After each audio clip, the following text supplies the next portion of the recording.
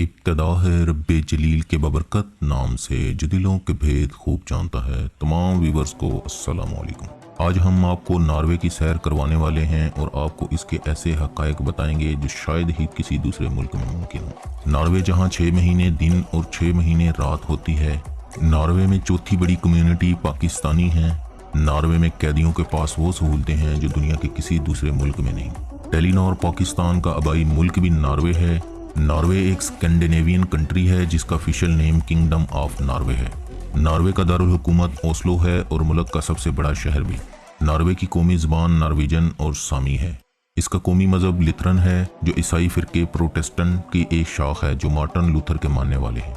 मुल्क का निज़ाम हुकूमत मुतहिदा पार्लिमानी आइनी बादशाहत है। हार्लेट पंजम मुल्क का मौजूदा बादशाह है। बादशाह ने अपने लिए किंग ऑफ नॉर्वे की बजाय नॉर्वे किंग का लक़ब पसंद किया क्योंकि इसका कहना है मुल्क पहले है और मेरी बादशाहत बाद में। मुल्क की मौजूदा वज़ीर आज़म एरन सोलबर्ग है। नॉर्वे को नॉर्ड्रिक कहा जाता है जिसका मानी है शुमाली रास्ता। नॉर्वे जोग्राफियाई और ज़मीनी लिहाज से मुश्किल तरीन मुल्क है। ये मुल्क आज से 40-50 साल कबल तक छोटे छोटे जजीरों और छोटी छोटी इकाइयों में तकसीम था, लेकिन आज नॉर्वेजन हुकूमत ने पहाड़ों, समंदरों और झीलों के नीचे कई किलोमीटर लंबी सुरंगें खोदकर पूरे मुल्क को आपस में जोड़ दिया है। आप आज नॉर्वे में किसी जगह जाना चाहें या स्वीडन, आप अपनी गाड़ी में बैठकर जा सकते हैं। आपके सामने पहाड़ आएगा तो इस पहाड़ के अंदर गार होगा और इस गार में सड़क होगी। आप समंदर के करीब पहुंचेंगे, समंदर के नीचे पानी की तह में सुरंग होगी और आप अगर झील के किनारे पहुंच गए हैं तो आपके सामने बहरी जहाज खड़ा होगा। आप गाड़ी बहरी जहाज में ले जाएंगे, जहाज गाड़ी दूसरे किनारे पर उतार देगा। नॉर्वे में 900 टनल्स और 82 बड़े पुल हैं। इन टनल्स और पुलों ने पूरे मुल्क को जोड़ रखा है। व्यूअर्स, अगर नॉर्वे की तारीख पर नजर दौड़ाई जाए तो आज से 18,000 साल पहले नॉर्ड्रिक का पूरा हिस्सा ग्लेशियर से ढका हुआ था। 10,000 साल कबल दर्जा हरारत में तब्दीली की वजह से बर्फ पिघलना शुरू हुई। इस तरह नॉर्वे का साहिल बर्फ से आज़ाद हो गया। इसके बाद यहाँ लोगों ने बसना शुरू किया जो जानवरों का शिकार और माहीगीरी से गुजारा करते थे। 872 में मुल्क की बुनियाद रखी गई। 1263 में नॉर्वेजन एम्पायर बनी। 1397 में कलमार यूनियन बनी। 1524 में डेनमार्क और नॉर्वे इकट्ठे हुए। नॉर्वे भी यूरोप के बाकी ममालिक की तरह एक मसीही मुल्क है। बादशाह फ्रेडरिक अव्वल के 1533 में मर जाने के बाद 1536 में क्रिस्टन सोइन ने लूथर के मजहब को डेनमार्क और नॉर्वे में फैलाया। नेपोलियन की जंगों के असरात की वजह से 1814 में डेनमार्क और नॉर्वे अलहदा हो गए। 17 मई 1814 में नॉर्वे को मजबूरन स्वीडन यूनियन में शमूलियत करनी पड़ी, यानी बरतानिया के तसल्लुत में रहा। 7 जून 1905 में स्वीडन और नॉर्वे अलग हो गए। 9 अप्रैल 1940 को जर्मनी ने कब्जा कर लिया। 1 फरवरी 1942 में कौमी हुकूमत बनी। 8 मई 1945 को जर्मनी से आज़ादी मिली। नॉर्वे का कुल रकबा 3,85,203 किलोमीटर है, जो दुनिया में रकबे के लिहाज से 67वां बड़ा मुल्क है।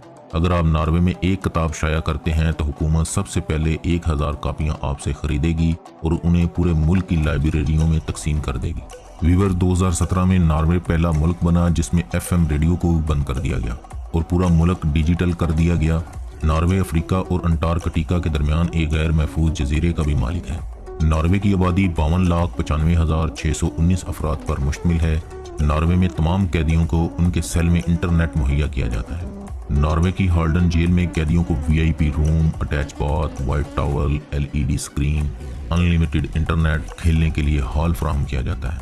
नॉर्वे ने 2008 में अमेज़न जंगल की कटाई से बचाने के लिए $1 अरब अतिया दिया था। नॉर्वे का जहाज एक शराबी ने अगवा कर लिया था कि हमारी शराब का कोटा बढ़ाया जाए। 2011 में नॉर्वे में मक्खन का बहरान आया था जिसकी वजह से 1 पाव मक्खन $50 का मिलता था। शुमाली नॉर्वे में सब्जा और एलक यानी 12 सिंगों की डारें नजर आती हैं। शुमाली नॉर्वे के 12 सिंगे 50 से 100 की तादाद में सफर करते हैं। ये बर्फ में रहते हैं और सिर्फ चारे के लिए सब्जे पर आते हैं। ये बेखौफ हैं, ये इंसान से घबराते नहीं। हुकूमत ने सड़कों के दाएं बाएं बैठने के लिए जगह जगह बेंच लगा दिए हैं। ये सड़क के किनारे छोटे छोटे पिकनिक स्पॉट भी हैं। अगर नॉर्वे की मईशत की बात की जाए, नॉर्वे का GDP $443 अरब है जो दुनिया में 22वें नंबर की मजबूत तरीन मईशत है। शुमाली नॉर्वे के एक गांव रोजोया में 25 सितंबर से 18 मार्च तक 175 दिन सूरज नजर नहीं आता। 24 घंटे मुकम्मल अंधेरा रहता है। आप रात के वक्त भी बाहर निकलें तो आपको हाथ से हाथ सुझाई नहीं देता। 25 सितंबर को सूरज वापस आ जाता है और कुतुब शुमाली के लोग सूरज की वापसी का त्यौहार मनाते हैं और फिर ये सूरज 25 सितंबर तक डूबता नहीं। इन 175 दिनों में 20 जून से 20 जुलाई के दौरान मिडनाइट सन रहता है। تھرمسو ایک درمیانے سائز کا جزیرہ ہے۔ سورج اس شہر میں 24 گھنٹے چمکتا ہے۔ شہر میں مشرق اور مغرب کی تمیز ممکن نہیں، سورج چھتوں پر نہیں پہنچتا، یہ صرف کھڑکیوں دروازوں پر دستک دے کر آگے بڑھ جاتا ہے۔ نارتھ پول یعنی قطب شمالی دراصل زمین کی چھت ہے۔ یہ چھت سورج کے گرد دائیں سے بائیں گھومتی ہے۔ سورج کی یہ چمک 25 ستمبر تک جاری رہتی ہے۔ 25 ستمبر کو قطب شمالی سے سورج اچانک غائب ہو جاتا ہے اور پورے خطے پر طویل رات طاری ہو جاتی ہے۔ تھرمسو شمالی ناروے کا آخری بڑا شہر ہے۔ حکومت نے سمندر پر 2 پل بنا کر تھرمسو کو دوسرے اطراف کی پہاڑیوں سے جوڑ دیا ہے۔ آپ پل پار کر کے پہاڑ کے دامن میں پہنچتے ہیں تو آپ شہر کی واحد کیبل کار تک بھی پہنچ جاتے ہیں۔ یہ کیبل کار 1961 میں بنائی گئی تھی۔ آپ کیبل کار کے ذریعے پہاڑ کی چوٹی پر پہنچ جاتے ہیں۔ چوٹی سے آپ کو پورا تھرمسو شہر تہادے نظر پھیلا ہوا سمندر اور اس لامحدود کائنات میں چھوٹا سا اپنا آپ نظر آتا ہے، اور آپ قدرت کی صنائی کو داد دیے بغیر نہیں رہ سکتے۔ آپ اللہ تعالیٰ کا شکر ادا کرنے پر مجبور ہو جاتے ہیں۔ دنیا میں سب سے مہنگی پریمیم گیس ناروے میں ہے، جس کی قیمت $10.11 پر گیلن ہے۔ ناروے میں مردوں کے سب سے پسندیدہ ترین نام اوڈ اور ایون ہیں۔ ناروے کا ایک ٹاؤن ہے جسے ہیل یعنی جہنم کہا جاتا ہے۔ ناروے کی فی کس آمدنی $82,711 ہے، جو دنیا میں تیسرے نمبر پر شمار ہوتی ہے۔ نارتھ پول وہ مقام ہے جہاں انسان کے قدم تو پہنچے، لیکن یہاں گلیشیئر کی وجہ سے آباد نہیں ہو سکا۔ اس علاقے میں 2 بڑی دلچسپیاں ہیں، ایک نارتھ پول اور دوسری دنیا کی سب سے بڑی برڈ سفاری۔ یسوار کا گاؤں سمندر کے کنارے آباد ہے۔ اس کی آبادی 120 لوگوں پر مشتمل ہے۔ یسوار سے چھوٹے بحری جہاز چلتے ہیں۔ 10 منٹ کی بحری مسافت پر 3 درمیانے سائز کی پہاڑیاں ہیں۔ پہاڑیوں میں چھوٹے بڑے 10 لاکھ سے زائد سوراخ ہیں۔ یہ سوراخ قدرتی گھونسلے ہیں، چنانچہ ہر سال سائبیریا اور قطب شمالی سے لاکھوں پرندے یہاں آتے ہیں۔ گرمیوں میں یہاں 190 نسلوں کے کم و بیش 30 لاکھ پرندے آتے ہیں۔ یہ دنیا میں پرندوں کا سب سے بڑا ذخیرہ ہے۔ پہاڑ دور سے سفید، سیاہ، براؤن اور گرے دکھائی دیتے ہیں۔ یہ سارے رنگ پرندوں کی وجہ سے ہیں۔ یہاں سیاہ عقابوں کی ایک نسل بھی پائی جاتی ہے۔ حکومت 15 جون کے بعد ان پہاڑوں پر جانے پر پابندی لگا دیتی ہے۔ پرندے 15 جون کے بعد انڈے سیتے ہیں، چنانچہ حکومت کا خیال ہے انسانوں کو اس موسم میں پرندوں کو تنگ نہیں کرنا چاہیے۔ ناروے کی کرنسی نارویجن کراؤن ہے، جو پاکستانی 15 روپوں کے برابر ہے۔ ناروے ٹائم کے لحاظ سے پاکستان سے 3 گھنٹے پیچھے ہے۔ ناروے میں 3,20,000 سے زائد پاکستانی نارویجن شہری ہیں۔ پولینڈ سے آ کر آباد ہونے والے 6 لاکھ افراد، سویڈن سے 3,40,000۔ اس طرح پاکستانی تیسری بڑی کمیونٹی ہے۔ ناروے میں موجود پاکستانی عوام کا اندازہ اس بات سے لگایا جا سکتا ہے کہ پاکستانی اختر چودھری اور افشاں رفیق ناروے کے پارلیمانی ارکان ہیں۔ عامر شیخ اوسلو سٹی کے کونسل رکن ہیں۔ پاکستانی کئی اور شعبہ ہائے زندگی میں بھی نمایاں خدمات انجام دے چکے ہیں۔ جنگ عظیم 2 میں ناروے کے صرف 10 پولیس والے مارے گئے تھے۔ ناروے میں ڈرائیو رائٹ سائیڈ ہے۔ ناروے پولیس میں افیسر بننے کے لیے bachelor degree in police studies میں کرنے کے بعد 3 سال کی مزید اعلیٰ تعلیم حاصل کرنی پڑتی ہے۔ دا جماعت پاس ہوں، ڈائریکٹ حوالدار ہوں والا کوئی سین نہیں ہے۔ ناروے کا کنٹری کوڈ +47 ہے۔ ناروے کی ڈومین نیم .no ہے۔ ناروے کے سامی لوگ اپنے دانتوں سے جانوروں کو کھسی کرتے ہیں۔ 13ویں صدی میں ناروے میں کچھ لوگ اپنے بچوں کو شراب کے ساتھ بپتسمہ دیتے تھے۔ ایلک ناروے کا قومی جانور ہے۔ ناروے کا ہر شخص ٹیکس دیتا ہے اور کوئی بھی ٹیکس کی جانچ پڑتال کر سکتا ہے۔ ناروے کا امیر ترین شخص جون فریڈرکسن ہے، جس کی دولت کی مالیت $10 ارب ہے۔ ناروے کی سب سے اونچی بلڈنگ ٹائی ہول ٹارنٹ ہے، جس کی ہائٹ 124 میٹر ہے۔ ناروے کی پبلک یونیورسٹی دنیا کے کسی بھی اسٹوڈنٹ کے لیے فری ہے۔ نارویجن آرمی میں شمولیت 19 سے 44 سال تک اختیار کی جا سکتی ہے۔ ملک کی ایکٹیو آرمی 11,661 ہے۔ آرمی کا سربراہ آرلڈ پنجم ہے۔ ناروے اور سویڈن میں 12 سال سے کم عمر کے بچوں کو اشتہار میں کام کروانا غیر قانونی ہے۔ دنیا میں دولت اور خوشحالی میں نارویجن کو عالمی نمبر 1 کا درجہ دیا ہے۔ ناروے کے 8.2% افراد ہر جمعے کو ایک ٹاکوس کھاتے ہیں۔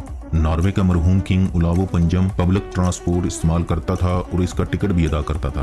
1999 میں ناروے نے امریکن ڈرگ سمگلر کو پناہ دے دی تھی کہ وہاں قیدیوں کے ساتھ انسانی سلوک نہیں ہوتا۔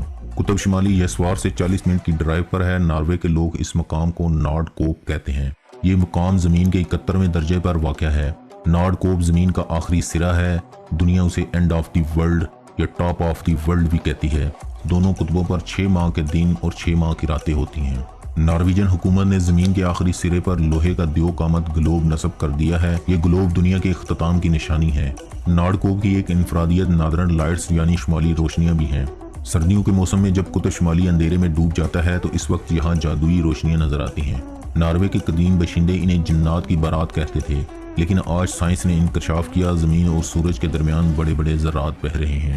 سورج کی روشنی جب ان ذرات سے منعکس ہو کر قطب شمالی کی برف پر پڑتی ہے تو یہ روشنی سبز اور نیلے رنگوں کی آبشار بن جاتی ہے۔ ناروے پہاڑی ملک ہے، یہاں 8000 فٹ اونچے پہاڑ ہیں۔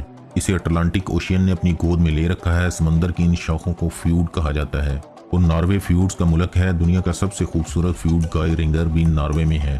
یہ مغرب میں واقع ہے۔ یونیسکو نے اسے 2005 میں عالمی ورثہ ڈکلیئر کر دیا تھا۔ اس وقت دنیا میں موسم کی تبدیلیوں کی وجہ سے زیادہ متاثر ترین ملک چاڈ ہے اور سب سے کم ناروے ہے۔ ناروے میں ٹیکساس پاگل کے لیے بولا جاتا ہے۔ نارویجن افراد ناروے سے زیادہ امریکہ میں آباد ہیں۔ ناروے میں 1971 میں موت کی سزا ختم کر دی گئی تھی۔ اس کے بعد زیادہ سے زیادہ 21 سال سزا دی جا سکتی ہے۔ ناروے شہر روکن بھی 6 مہینے تک سورج کی روشنی نہیں آتی۔ اس کے لیے انہوں نے شیشے لگائے ہوئے ہیں جو روشنی منعکس کرتے ہیں۔ ناروے میں 50% نئی کاریں الیکٹرک ہیں یا ہائیبرڈ۔